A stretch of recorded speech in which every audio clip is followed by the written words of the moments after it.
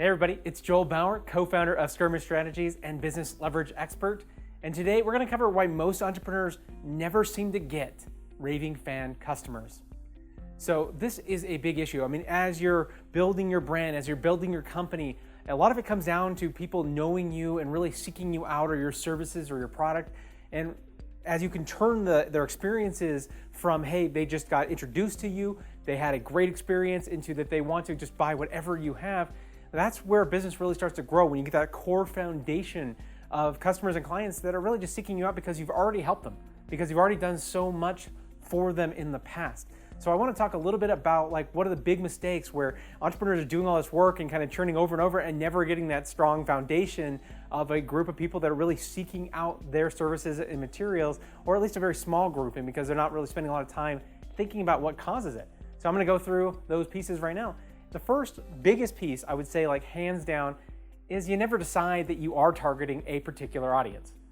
Now, a lot of people say I'm either helping everyone, or it's everybody with a business, or some broad statement that you can't really talk to that person, because as I think about someone that's in a business, that's everything from a mom and pop shop to some all-star internet marketer, and everything in between, honestly, e-commerce, online stores, or doing services, or doing coaching and consulting. That's a wide spread of people. And if we're really trying to understand someone enough that they'll love us, that they'll want more of what we have, well, we have to answer to the problems that they really have. We have to start talking to them directly so they feel like there's this real connection between us. So as they say, hey, this person really understands me, or they really understand my problems, or they understand my situations, and that happens over and over again, they start thinking, this is the person. This is the person that really is going to get me from where I am, from what I'm tackling and dealing with right now, to where I want to go.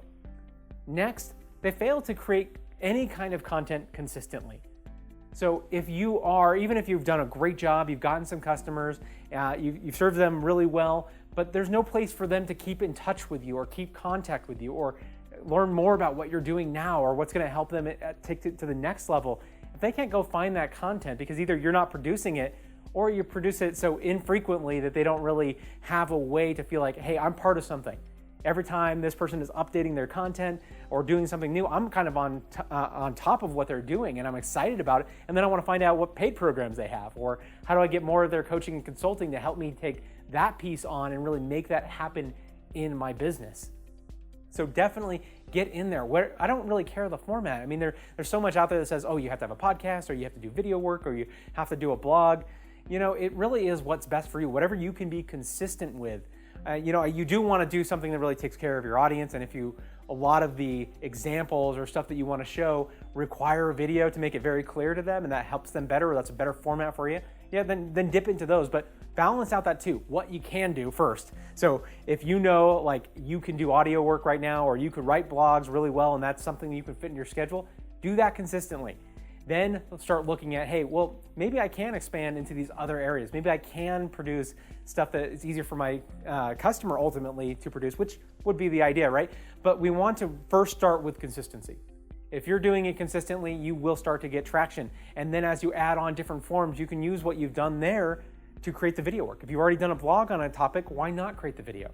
So as you learn, as you expand, as your ability to create more content, then you can add those things back in. Now, the next one is they're really kind of taking it as if it's an accidental thing. You keep working along, and eventually people kind of like what you got, and that's not really how it works. It can. I mean, you can get accidental people, you hit them at the right time with the right material, or they really love the coaching and it's what they really needed from you, and so they've been able to do amazing things with it, and that's it. But you've got to find some way to make it a little bit more systematic. How do you know what's working and what's not working? So if I was creating content and said, okay, great, I'm doing this blog, and over a month, I've seen very little traffic on it. I've seen maybe I went from 15 people kind of visiting my site a day to 16. Well, that didn't really do anything. That's not really moving the bar. So maybe I do have to try something else. But ultimately the piece is test the content, test the format.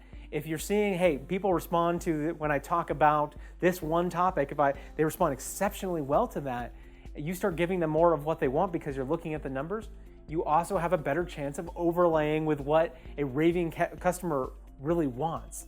They're going to get the information from you on a regular basis. They're start to see that you're improving in the content that's really working for them and that they want to consume, and larger groups of your audience really are. And now they go, okay, look how dialed in he's getting. It's even getting stronger for what I really want to see. Now, the last one I'm going to add, and this is something that I actually got from my man, Frank Kern. He is one of the top internet marketers out there.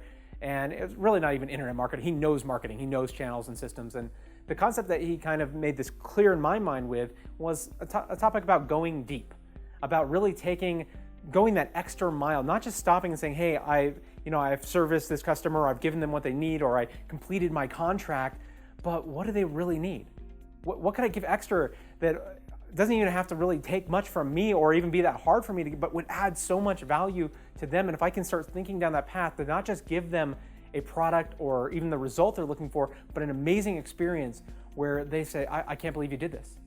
It's amazing. You know, I get that I paid you to do the main service, but this extra thing, this checking in and finding out how I'm doing even after I'm no longer a client, or on the front end offering me more things that really would get me going quicker, like coming in and saying, hey, I know we're about to do this consulting, but I want to do something to make it even easier for you. If we can get on the same page, if I can give you some of my exclusive training, I only give it to some clients, but I can give that ahead of time, this entire program. If I can just give you that and you can go through some of it, it's going to make your life so much better. It's going to give you what you really need.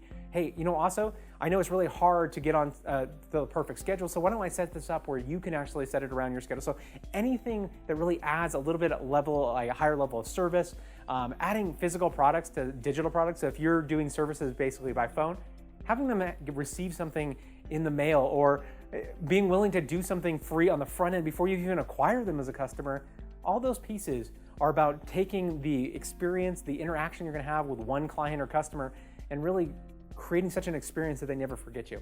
And if you keep doing that through all of your marketing, your raving fans will start going up and up.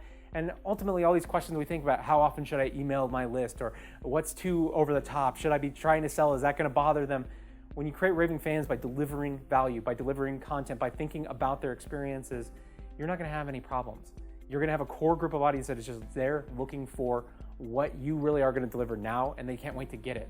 And now, if you're doing that process ongoing and that's happening in your marketing, that list is going to get bigger and bigger and bigger, and that's how your business grows. That's how you start getting stability in a business that's really dependent on the clients and customers coming, seeking you out, and paying you.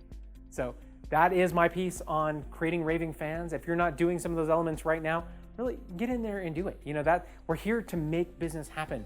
If you know that you heard in one of these things a core principle that if you implemented it, you've known for a while, hey, maybe I do really need to create that content, but it's so hard sometimes. Get those skills, develop your business, get bigger, get the raving fans growing up underneath and supporting a business that can take it where you really planned, where you really want it, where it's really worth all of the effort and energy that we put in to make our businesses happen. Thank you so much. Hey everybody, it's Joel Bauer again, and I want to thank you so much for watching this video. If you learned something here or remembered something you should be doing in your business, or just really enjoyed watching, please click the subscribe now button below and become a member of our amazing community. Also, if you know someone that could benefit from this, either in their business or in their personal life, please share it with them. My mission for doing these videos was to help as many people as possible. I also want to let you know about our exclusive free video training, What They Don't Teach You About Outsourcing. If you're thinking about outsourcing, this is definitely something you need. This goes through the 3 biggest mistakes that are commonly made by entrepreneurs when outsourcing that can cost them time, energy, and money. Go click this video, skip over the mistakes that we made in our business, and just get right to it.